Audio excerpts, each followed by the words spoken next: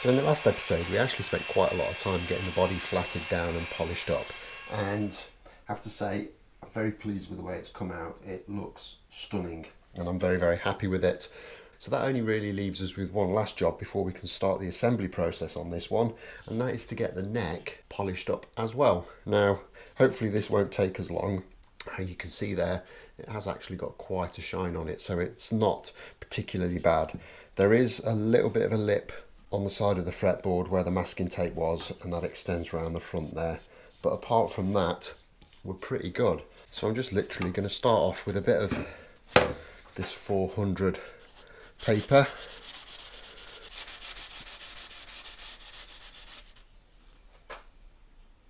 and just very gently take off that little lip, and that's going very quick. So then it's just a case of kind of giving this a quick flat down just to remove any orange peel. I don't anticipate there being much. And then we can start working through the finer grits of paper.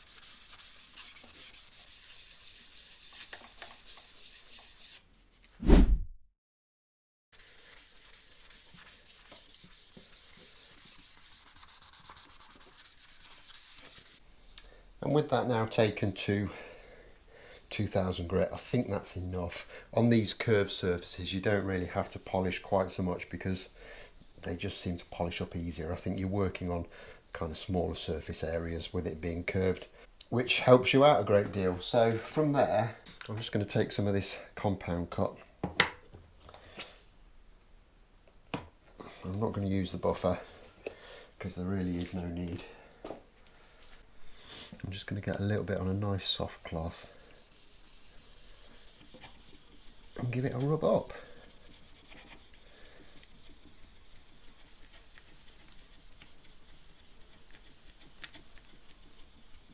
I can already see that that's starting to get a nice polish on it, which I'm hoping you can see there. So I'll just kind of work my way through the rest of that, and then we can turn this over and start looking at the front of the headstock.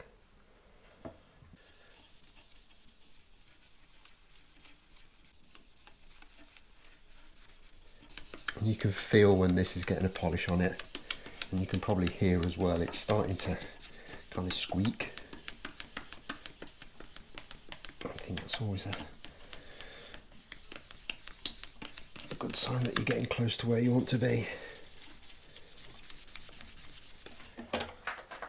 And that's literally taken a couple of minutes. The back of the headstock might be a little bit more difficult because it's a more complex shape, but still don't see it taking too long.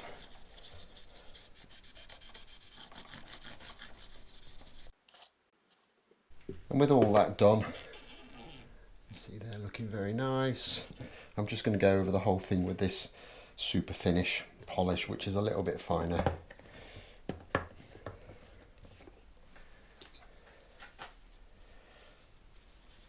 Hopefully we'll just finish this off nicely.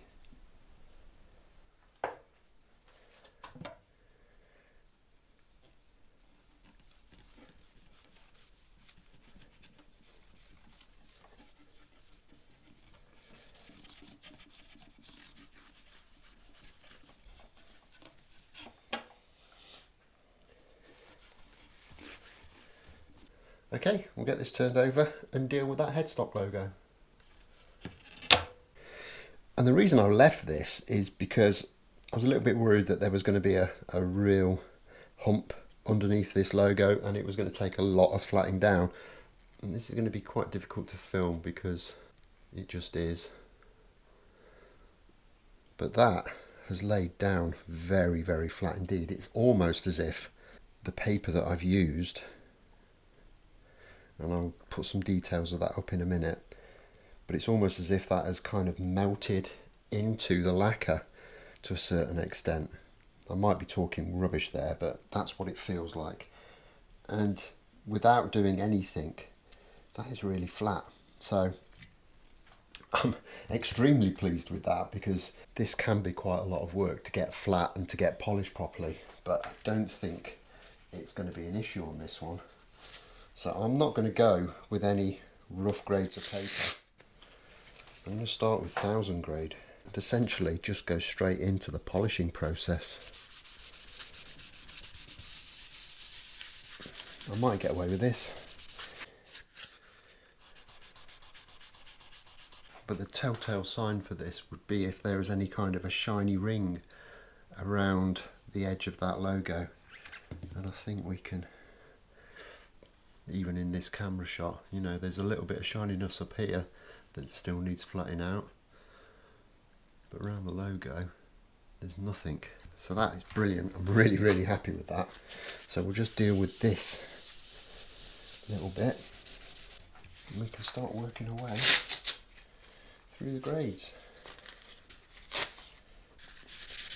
And if you haven't done this job before, what you're basically doing is your first rougher grits of paper are taking out any unevenness in the surface, so any orange peel that might be in your lacquer or paint.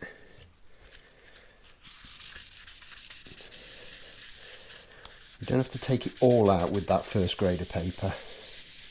You want to take the bulk out. Your following grade of paper is taking out the rest of that inconsistency to a nice flat surface. And from there on in,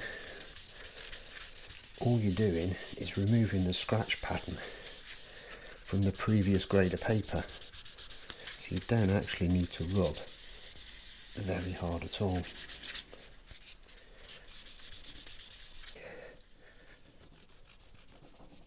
So again, give it a going over with the finer polish.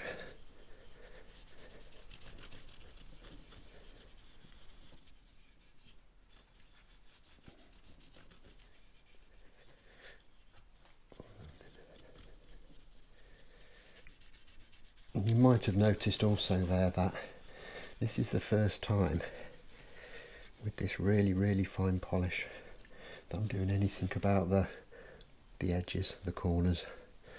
You want to keep off those as long as you humanly possibly can, because even with a slight radius sanded onto them like we did here, they will go through to the bare wood extremely quickly.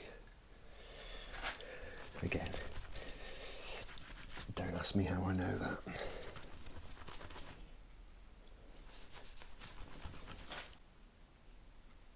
And I'm very happy with that.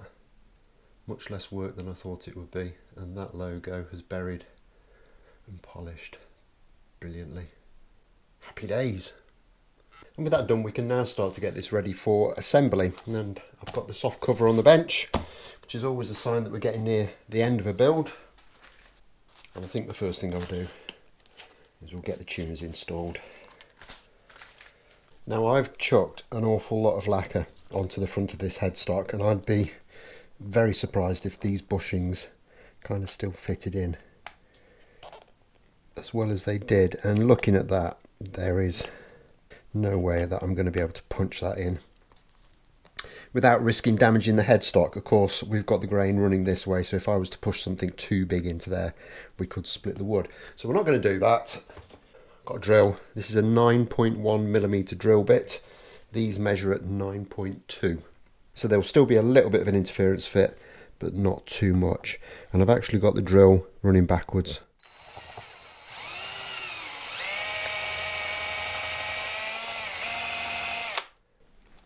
just use that to take out the worst of that lacquer,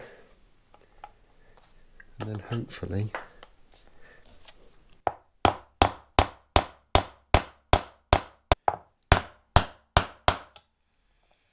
so I'll just run through and do the rest of those.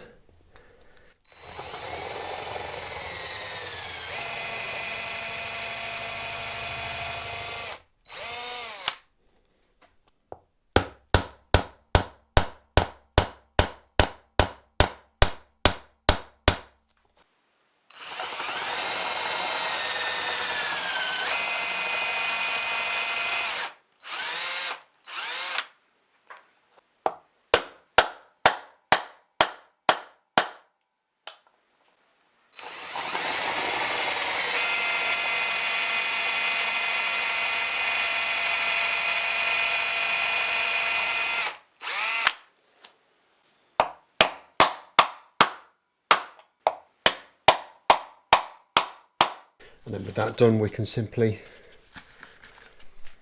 get the tunes installed.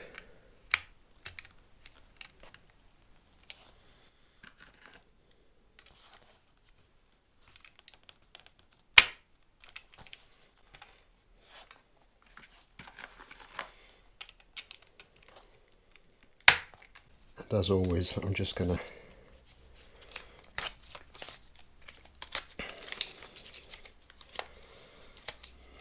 put a straight edge on there.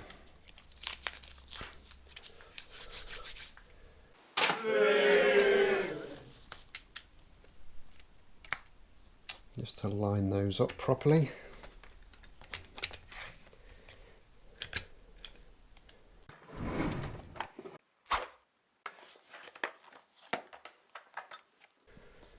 And just screw them in.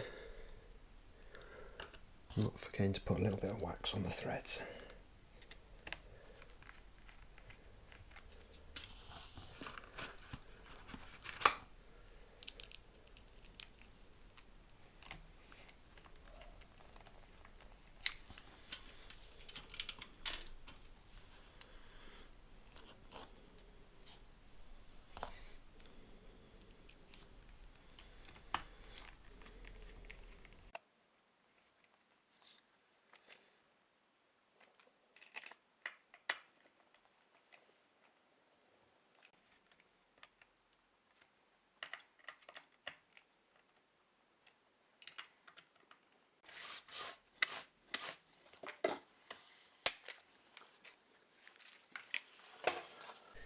And then the last little job is just to get that adjuster back in and replace its securing screw.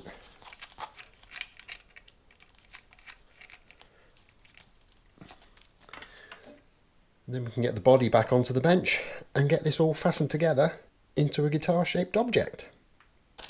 And I just think with that slotted in there, this is going to look absolutely brilliant, even if I do say so myself. So we'll get it turned over and we can just get this neck plate installed. Now there is a fair chance that we might have to do some adjustments to this later on down the line, whether that be kind of laterally adjusting the neck one way or the other, or even the potential of putting a shim in just to adjust the neck angle slightly.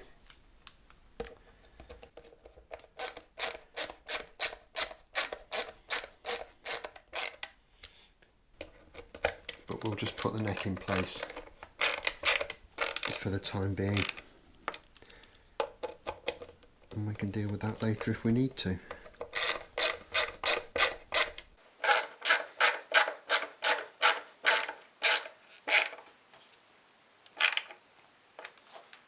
And with that on, we can now start to get the rest of the hardware onto the body.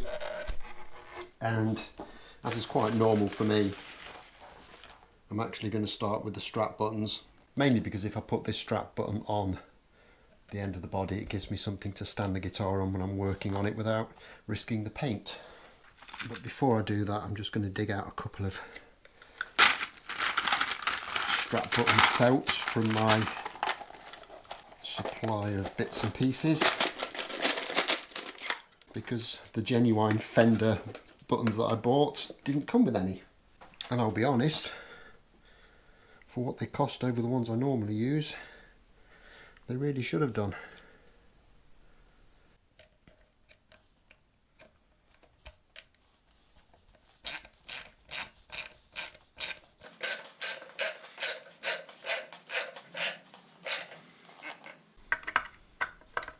I always forget on Stratocasters it's much easier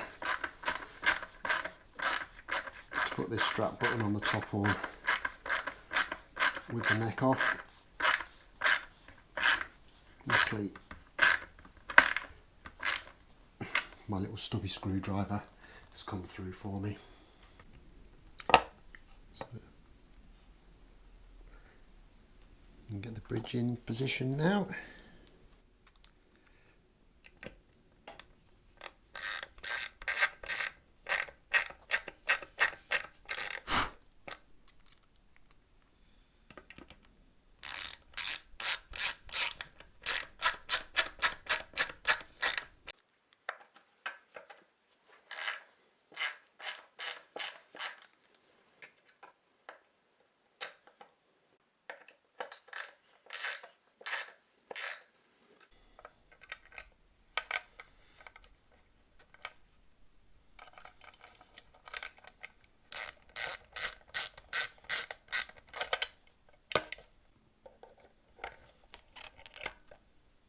I'm not going to go too much further with that because obviously we need to do a little bit of wiring on the back of there and a whole lot of setting up further down the line. But with that done, it's now time to start thinking about getting the scratch plate installed, which means that we also have to think about doing a little bit of wiring. And getting this pickguard in is going to be a little bit complex, but nothing too bad. I've put an additional ground wire on that I'm going to fasten into the cavity, and that is going to act to ground against the shielding paint that we put on last time. And that simply just screws in to this side there. Got a few more wires that we need to sort out.